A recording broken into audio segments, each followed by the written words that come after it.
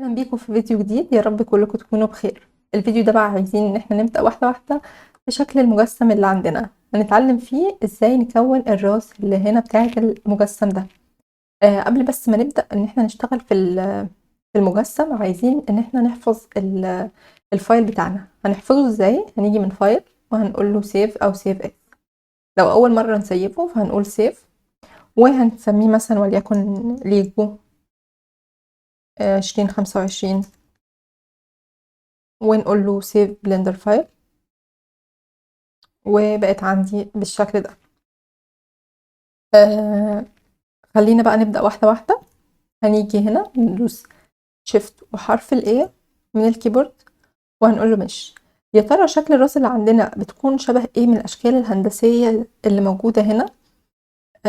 مش مكعب ومش كورة، لا، هتكون عندنا هي شكل الاسطوانة. بنلاحظ ان الاسطوانة نزلت مكان 3D كارسر، فاحنا هنرفعها فوق شوية بالشكل ده، وهنيجي ندوس سكيل من هنا، ومن الدايرة هنصغرها بالشكل ده. حركها كده شوية، وهدوس برضو سكيل شوية بحاجة بسيطة زي كده، يعني اهي تبقى على حدود الدايرة. هنيجي بقى من الشكل ده نحركه كده شوية لأنه هو مش باين خالص عندي، هطلعه برا بالشكل، يعني ايه، هنا معلش في تعديل بسيط بس. هرجع المجسم ده لورا، تمام، علشان انا اقدر اشوف شكل المجسمات عليه. فرجعنا بس الصورة ورا عشان تكون الحاجة واضحة، حركناها كده، ودي هنحركها كده. عايزين نشوفه بوضوح اكتر، هنيجي هنا، بصوا بقى العلامة اللي فوق دي، هنيجي ندوس عليها. شفتوا خليتها لي ازاي؟ خليتها لي شكل شفاف. ونفس الكلام في الواجهة اللي على الشمال، اللي هي العلامة اللي هي كأنها مربعين في بعض، خليتها لي بالشكل الشفاف ده. هاجي احرك المجسم عندي علشان اشوف شكل المجسم واضح مع الصورة.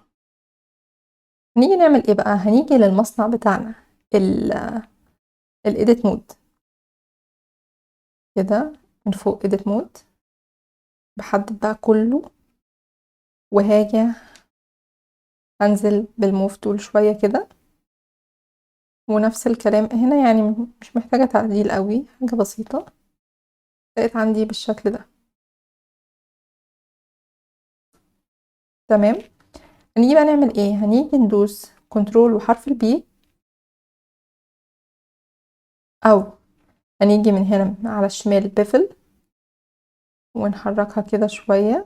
بصوا سنة بسيطة هتظهر لي القايمة اللي تحت دي، هدوس عليها واقول له سيجمنت، اعليها سنة، اخليهم 4، تمام. هدد الجزء اللي فوق برضو، وهقول له بيفل كده، وهقول له سيجمنت 4 برضو، تمام. هنيجي بقى نعمل ايه؟ هرفع الشكل من فوق، انا عايزة اشوفه بس من فوق، وهلغي العلامة اللي انا كنت عاملاها الشفافية دي، هلغيها كده، تمام. هاجي عند اللي هي الصفحة بتاعتنا او الفيسز، هختارها. خلي عينكم هنا وعينكم شوية هنا. هتيجوا بقى تدوسوا حرف الاي، او من هنا الانست، تختاروها، حاجة بسيطة. وبعدين هنيجي بقى على ايه؟ كل الحاجات دي احنا خدناها، بس المرة دي احنا بنتعمق فيها شوية. سوري، هقول له انسert اكسترود، بقت عندي بالشكل ده. نرجع تاني لخطوة البيفل كده، وهعلي السيجمنت عندي 3، تمام. هكرر نفس الموضوع ده للجزء اللي تحت، انزل تحت، وانا برضو متأكدين ان انا محددة الفيسز. هاجي اعمل ايه؟ هاجي عند كلمة insert او حرف الاي من الكيبورد، وهنزل شوية، حاجة كده صغيرة، وبعدين هقول له extrude، وهنزل من هنا بقى المرة دي شوية، بقت عندي بالشكل ده. هعمل ايه تاني؟ هروح عند البيفل، نفس الخطوات بس بكررها شوية شوية، حاجة بسيطة واخليها 2. شايفين ظهرت لي بالشكل ده. هرجع تاني وهنا هرجع الغي دي، ودي بقت عندي الراس بمنتهى السهولة. ان شاء الله في الفيديوهات اللي جاية هنتعلم بقى ازاي نعمل المجسم اللي هي شكل البطن ده، وبعدين الرجل، وبعدين الايد.